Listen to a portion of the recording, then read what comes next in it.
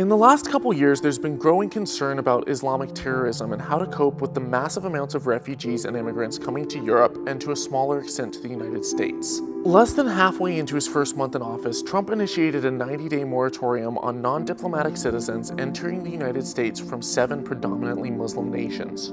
Despite the fact that citizens of these countries have never committed a terrorist attack on US soil, and Americans are 2,000 times more likely to kill themselves than be killed by a terrorist. Media programs captivate attention with fear, but you should be way more scared of a bottle of aspirin than a Syrian refugee family fleeing Islamic extremism. Nonetheless, with the emergence of ISIS and with terror groups continuing to recruit and grow their numbers through social media, and as millions of Muslim refugees flee to the West, creating a massive European refugee crisis, this is clearly an issue that needs to be talked about. With poor communication, lack of preparation time, and without a sufficient heads up on the upcoming change, implementation of Trump's executive order has been nothing short of abysmal. Doctors, college students, families, even an Academy Award nominee were affected by the bans as airport officials scrambled to enforce the new order. Massive international and domestic blowback followed, and thousands of Americans took to the streets. You may be asking yourself, how did this happen? I know that nothing in politics is simple enough to be condensed down to a single issue. But as close as this last election was, there are a number of factors that helped swing the election in favor of Trump, and one of them was definitely his no-nonsense approach to Islam. For years, liberals, Muslim moderates, and anti-extremists have been writing, lecturing, and studying how to effectively reform Islam, de-radicalize its followers, and make Islam more compatible with the 21st century. Recognizing the distinction between people and ideas, these reformers promoted tolerance and peace towards Muslims, but brutally critiqued the ideas held in the Quran, the ideas of Islam. This approach represents the very essence of American values: treat all individuals equally, but scrutinize all ideas rigorously with critical thinking and rationality.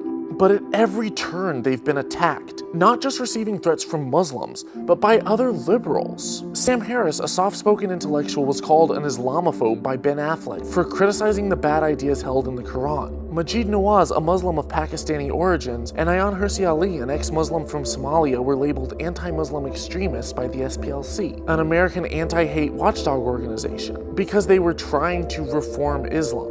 Dr. Bill Warner, an Islamic scholar who studied the Quran under Sufi Muslims, was told by the president of a Florida community college that he should be censored and never allowed to speak because he was critical of political Islam, a criticism shared by many moderate Muslims, even if they can't safely express so publicly.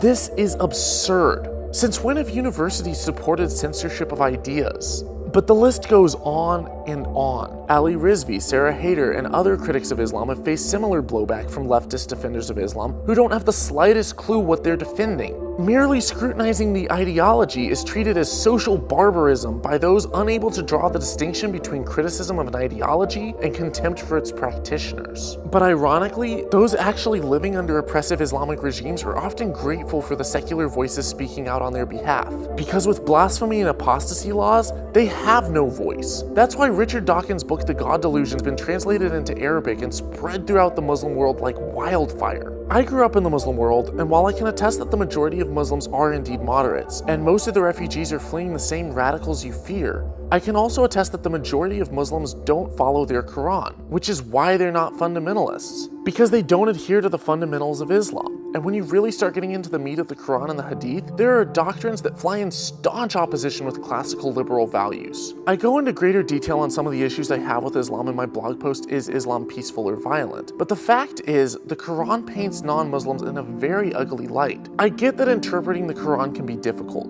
The book is filled with contradictory messages. It says things like, there can be no compulsion in Islam, which sounds great, but it also says of those who resist Islam to strike off their heads and ambush them wherever you find them. And while it's easy to say that you're taking it out of context, there are hundreds of Islamic scholars and clerics all studying the context, and none of them can agree on one interpretation. That's why Dr. Shabir Ali, a Sunni Islamic scholar, can sit next to an ex-Muslim atheist and talk peacefully about the nature of Islam, while Abu Bakr al-Baghdadi, the head of ISIS, who also has a PhD in Islamic studies, is running a campaign of hate and terror, slaughtering hundreds in the name of Allah, throwing gays from buildings and burning people alive. When the Quran contradicts itself, Muhammad famously stated that when his later teachings contradict previous ones, the new ones are better. He didn't say that the old ones should be done away with, he just said that the new ones are better, granting Islam a tremendous amount of power, because it can rightfully claim to be a religion of peace while simultaneously advocating jihad of the sword, promoting political Islam. Muslims will often say things like Islam was the first to give women their rights, but did you know that in jihad Muslims are given the right to rape infidel women? They're also permitted to beat their wives and take part in polygamy. If you think that Islam treats women as equals to men, you're not getting the full picture. That's why Saudi Arabia, one of the most devout Muslim nations and home of Islam's most holy site, requires women have chaperones at all times, forbids them to drive, forces them to cover from head to toe no matter how hot it is outside, and many Muslim nations give women half a testimony in court. They're often beaten or killed if they stray from any of these laws. God forbid she have a bacon cheeseburger, a beer, and a one-night stand. And good luck if you want out. In 8 Muslim countries, there are laws in place that condemn apostates to death, and most of the rest have some form or other of punishment for apostasy, or at the very least have blasphemy laws that imprison or require the beating of anyone who criticizes the religion or the prophet. So much for freedom of speech or religion, 2 of the most precious core principles of the West. We cannot be silent on this issue, but at the same time, we cannot let fear blind us to the fact that many of those fleeing these war-torn regions are also sick of Islamic tyranny. Most are either moderates, Christians, secular, or care more about providing a home and food for their family than about the doctrines of Islam. We must take the moral high ground and not lose our compassion, but we need to be discussing ways to promote assimilation and secular Western values. Unfortunately, the second you start to have this conversation, the left is quick to pull the Islamophobia card, which is completely meaningless keyboard warrior jargon from illiterate Western buffoons who've never had their clitoris sliced off and were never forced into arranged marriages against their will, which is exactly what happened to Ayaan Hirsi Ali, or who've never had their friend shot in the back of the head by Islamic extremists. I have. Phobia means irrational fear.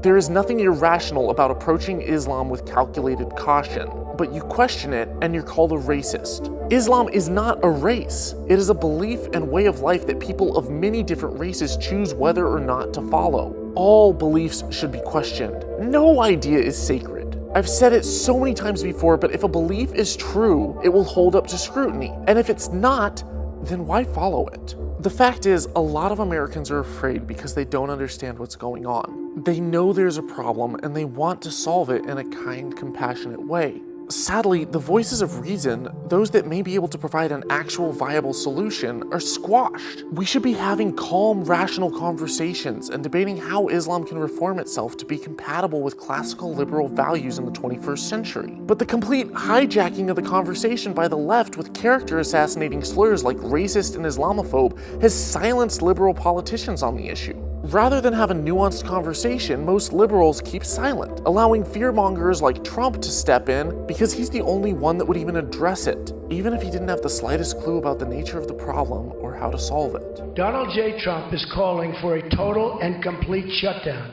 of Muslims entering the United States until our country's representatives can figure out what the hell is going on. Clearly, this is something people are concerned about. That's one of the big reasons why people are tuning into Milo and the alt-right, or people like Richard Spencer, because they'll actually talk about it, even if some of their ideas are flat out insidious. We have to put aside the septic PC press gag and talk about this rationally, because by silencing the intellectuals, the moderate Muslims, and the anti-extremist liberals, the left has handed the platform to Trump on a silver platter. If you're a part of the PC movement that suppressed the voice of reason, you can protest the 90-day ban all you want, and I understand the outrage, but just know that it's your own damn fault. By refusing free speech to those of us who actually want to look at this critically, you've become part of the problem. If we want to get things right, 2 things have to be done. The rights of all immigrants and refugees, including Muslims, have to be protected, and doctrines like Islam have to be challenged. The right is